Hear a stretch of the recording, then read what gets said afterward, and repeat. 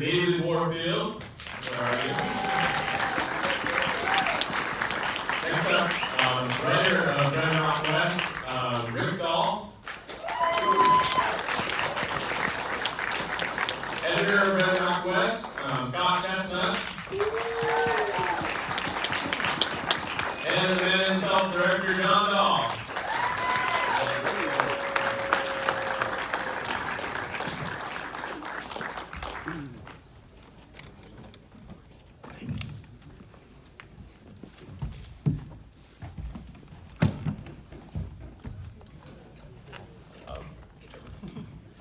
Here? I'm going to sit here.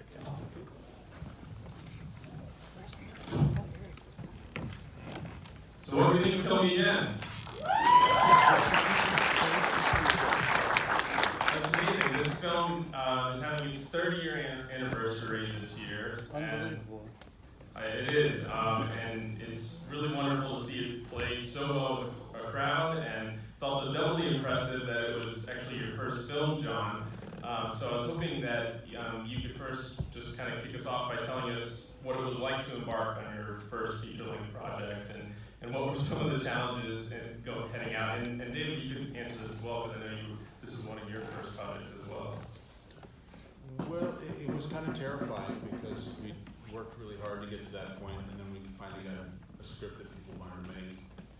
And I can just remember thinking, well, it's our shot to sort of, take a crack at making it. I look at it now, there's some things you do differently, but I just have to say, well, thank you for having us here for this evening. And I've been thinking a lot about this, that I've been really fortunate that I've had a lot of people around me pretty much my whole life. I met Dave in film school in Bozeman. My wife's here, she was here. She was the second unit cinematographer on this. Met her in Bozeman. I met Scott in Bozeman. You met Rick in Billings. You met Rick? And I met Rick in Billings. And anyway, I've just been surrounded by a really talented group of people that have all been working together for years. It's, sort of inspired by each other. And it's really exciting. Yesterday, before we came up here for the screening, my youngest daughters were like making a film. And it was fun to kind of jump into that student film business, and I was operating the boom, which was really kind of fun because I haven't done that in years. But anyway, it was kind of a culmination of a lot of years. Dave and I had written, I don't know, maybe 6 or 7 scripts. Quite a few, yeah. We had written a comedy. We actually, the way this film kind of came about is we'd written a horror film about a deranged Santa Claus, or a deranged guy that went back to his family farm on Christmas Eve in a Santa Claus outfit. And we decided to name it Silent Night after the much beloved Carol. And then somebody else came up with a movie called Silent Night, Deadly Night, and we thought, damn, we got to change our title. So we were sitting around our living room in Hollywood, and we were throwing out names, Dead Blood Santa, like that sort of thing. And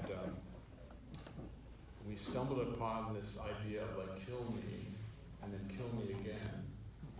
And I'd seen these Pulp Fiction books when I was in college, and I loved the titles like I Wake Up Screaming, DOA. Those kinds of titles were, I was an art student, I just liked the titles. So Dave and I started kicking around this idea of how can we get somebody to say kill me again in a movie, and that was basically the original, that's how we kind of, where we started with the, that's at least what I recall. Yeah, I don't think it's the first time that a script was written backwards from the title. I just can't think of the examples right now. Maybe Snakes on a Plane.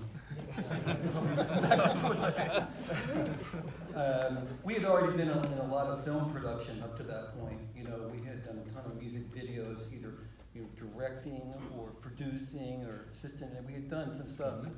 And John was a in-demand storyboard artist, which is very akin to directing.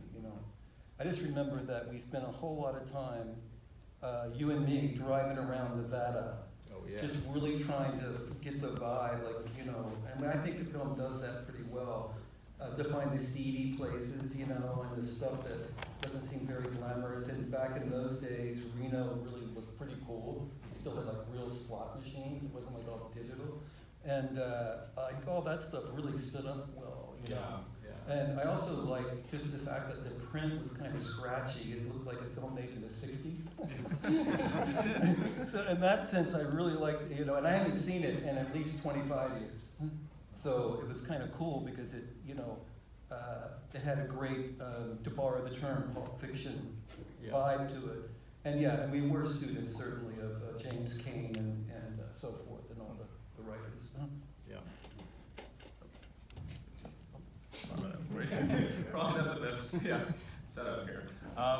So John, last night when you were talking about The Last Seduction, you mentioned that when you first read the script of that film, you weren't thinking noir at all.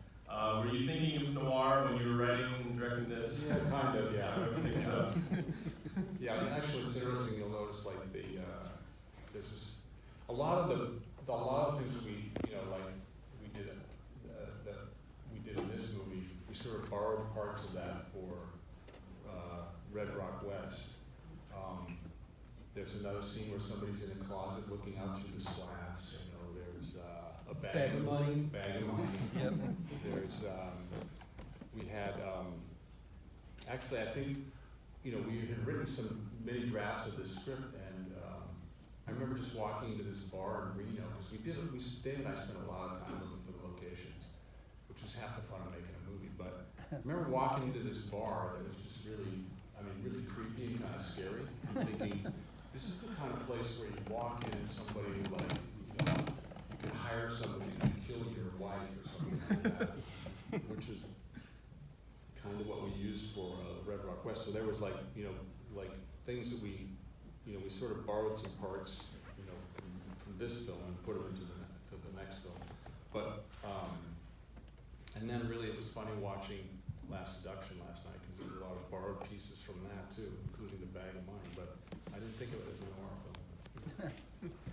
I want to talk about the process of writing Red Rock West, and Scott, I want to ask you, what was it like working as brothers on a script? I imagine you guys worked really well together, or was there? Well, it was funny watching Kill Me Again, because I'd forgotten this when I was driving over. I remembered I was Val's stand-in. I had hair at the time, and we were the same coloring and size. And it was his driver for a short while. And then I recognized my hands in some of the shots of the bags of money. And I got to really fun thing was when Michael Madsen took out the diner. Right. One of those When shots, he you cut his ran hand. and you were like, "We need another shot," and like, okay. I think he cut his hand. That's right. He Yeah. told him, don't slam your The hand dino. down on the plate, but of course he did. Right, it wasn't scripted, And or he just- wasn't supposed to No, break but glass. He was kind of a hothead in this movie. Yeah. But it was so I worked on Kill Me Again. I just moved here, and it was fun because I was on the set as a PA all day, and then I'd get to go out to dinner with the director and producer. So I knew everything that was going on. And then when they started cutting it, I don't know, for some reason John and I started getting together every morning at like 6 and talking about Red Rock West. And you had the idea of a guy walks into a bar and somebody says, "You're Lyle from Dallas," and we just kind of started pitching ideas back and forth, and eventually wrote the script. Actually, I think it originally was John from Dallas, yeah, it wasn't Lyle. And then that kind of creeped out my wife. So. I had this old electric guitar that was a Lyle guitar. That's Yeah. So I can't, you know, I read the script when they were still writing it, so I made comments. I had a couple of suggestions, you know, it's like until they were shooting it, you know, I was pretty useless. Actually, probably the best suggestion on Red Rock West was when Rick said, "Well, you know, the guy that's the sheriff in town should actually be the guy that hires him should actually also be the sheriff." Oh, yeah, that's right. We were drinking coffee, like, okay, so then what happens? I don't know. He gets hit by a car, okay. And we just kind of eventually kind of pieced it all together. I would never write a script like that now, but Just to skip ahead to Red Rock, which we Yeah, haven't seen please. yet, but one thing to look for in Red Rock is just, it was great how point of view works in the film. And that was fun editing wise, because there's a lot of scenes where it's kind of like Jack in the closet, you know, there's point of view going on, and the same things happen where you're on two different characters, but something else is happening off screen, and they're hearing it, and you're hearing it, and it's very Shakespearean, you know, Shakespeare did that all the time, it was always, you hide behind the curtain, and I'll say this, and then, it works great, you know. Yeah, and wouldn't you be like calling us, calling John, being like, oh, you gotta get an insert, you gotta get a shot of this or that after you looked at the dailies, right? Yeah, I mean, I did that Yeah, sometimes. Scott actually taught me how to shoot inserts. Right. Always put whatever you're looking at in the center of the frame. Which I actually just had a big argument with a DP last week about that. Put the thing you gotta look at in the center of the frame. Did you notice that this particular print, as shown, was slightly blown up? The close-ups were even bigger than they I were. was wondering about that. Didn't it seem like? Yeah, cause Echo Bay, you couldn't see the whole Yeah. sign. I don't know why, but it's like 10% enlarged, this print somehow. I don't know if that happens in the optical process. I don't know, man. Yeah. Well, I want to talk about the really wonderful character work in Kill Me Again, and let's start by talking about Michael Madsen's character. He's just a total psycho. I'm sure that was a lot of fun to put to paper and then to see him bring it to life. Can you talk about that, John and David? Well, I remember when we were doing we loved him in the audition part, and we said, yeah, he's kind of great. And then I remember we were doing that first scene where he beats up Val. I think that was one of the first scenes. And I had some note for him, like, you know, try this, and he went, yeah, Johnny. And then he just did it exactly the same way. So, Yeah, I remember, I don't think other people in the production that were that wild about him, but I remember that you and I just had a thing after, like, he's so intense and weird, he's gotta be the guy, right? Yeah. yeah. And he was. And I also remember at that time, right around that time, right before, you know, because Michael went, I can't remember the order because I don't have a calendar in front of me, but, you know, I remember talking to Quentin and he put him in, whatchamacallit, Reservoir Dogs. And then Callie put him in Thelma and Louise, and it was all spun off this role in a way. Because we were all talking to each other at that time. Yeah, because I think we get, I think that Ridley Scott screened this movie to decide if he wanted to have Michael Madsen be in Thelma and Louise. Yeah. And then, it's just my sense that if you watch Thelma and Louise, there's a shot of a mouth at the beginning of it. Right. So it is exactly the same as this. Yeah, Ridley Scott copied everything. That's actually another thing. It was interesting because this is the first time we did it, a lot of this stuff, but my wife was there, Beth was there being the second unit DP, and we didn't have that much to do for her, and I kind of wanted, so I said, well, just drive around. We were in the Valley of Fire, which is by the meeting outside of Las Vegas. Just go out, and she was shooting all the shots of the cars driving by, and just go out and photograph the scenery. Just film cool looking shots of rocks as the sun's going, and we had no idea what to do with them. And then I think we were sitting in the, you know, months later, we were sitting in the editing room, and Jonathan Shaw, who was looking at all these shots, says, what are these for? I said, you know, we just shot them. And I think he started putting together, we needed some kind of title sequence, and he started putting the titles together. Yeah. And then we had this concept, which William Oldest, we had hired him to do the music. We were gonna do sort of like a steel guitar, kind of twangy guitar bit for the music, because we thought. And then we started playing around with the guy that did, Talking about the jazz composer? we started playing with, who's the guy that did Taxi Driver? Bernard Herrmann. We started playing Bernard Herrmann music at the beginning of the movie, and we just sort of thought, wow, that actually kind of plays against the desert landscape. So we completely changed the soundtrack concept that we went into the film with, and went for a big orchestral thing, which we didn't have the budget for. We didn't even know if William could write that kind of music, Right. but he did. And so the soundtrack kind of changed, basically all based on kind of coming up with the title sequence.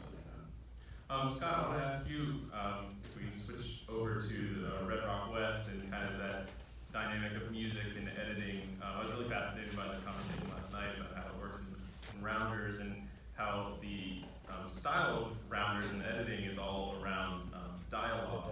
But here, like as we'll see in Red Rock, there's a lot of silent scenes. So can you talk about that sort of difference there? Well, you know, like I was talking about, the point of view is a big deal in Red Rock, and the way that John shot it was that you know, everything was from Nick's point of view. So, you know, any situation he was in, I was just cutting it so that I was on Nick. So, you know, he, for instance, when he's in the hospital and JT and Tim Carhart are talking in the distance, and then Michael's kind of listening and he's kind of reacting, and we're just staying on him the whole time. And when he walks into Wayne's bar, you know, and he's kind of looking around and he sees the sign that says, you know, Wayne's bar, sit down and shut up.